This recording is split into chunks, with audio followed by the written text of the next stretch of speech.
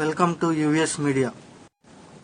మనలో చాలా మందికి బ్యాంక్ అకౌంట్ నుంచి డబ్బులు పోతూ ఉంటాయి తరచుగా.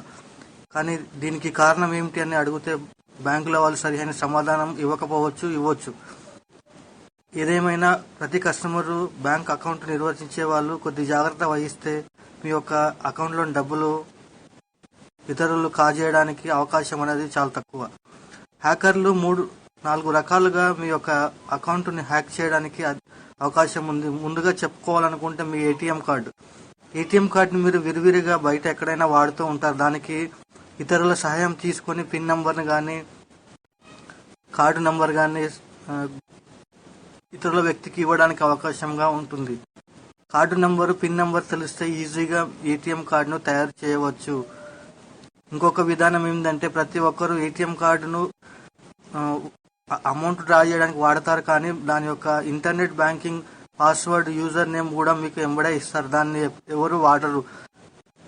బ్యాంకులో మీకు తెలియకుండా డబ్బులు డ్రా చేసుకోవడానికి ఇంటర్నెట్ బ్యాంకింగ్ అనే సదుపాయంతో మూడో వ్యక్తి మీకు తెలియకుండా డబ్బులు డ్రా చేయవచ్చు.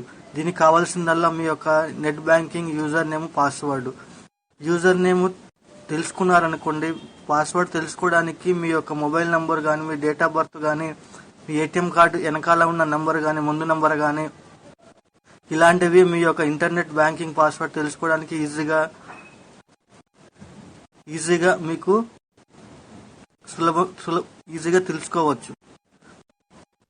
అందుకే మీరు ఎప్పుడైనా సరే మీరు ఇంటర్నెట్ బ్యాంకింగ్ పాస్వర్డ్ కానీ ఏదైనా కానీ తరచుగా మారుస్తుండడం కానీ మీరు ఒకవేళ ఏటీఎం కార్డును బయట వాళ్ళ సహాయంతో వాడితే దాన్ని తరచుగా ఈ పిన్ నెంబర్ మారడం కానీ మీరు చేస్తూ ఉండాలి. అలాగే కాకుండా మీ యొక్క బ్యాంక్ అకౌంట్కి మొబైల్ నంబర్ని అనుసంధానం చేసుకోవడం వల్ల మీ యొక్క అకౌంట్లో ఏదైనా అమౌంట్ డ్రా చేశారనుకోండి, ఒకవేళ అది వెంటనే మీ యొక్క మొబైల్కి SMS వస్తుంది. దీనివల్ల మీరు ఫ్రాడ్ని ఇమీడియట్గా గుర్తించవచ్చు. యూఎస్ మీడియా మీకు ధన్యవాదాలు తెలుపుచేస్తుంది.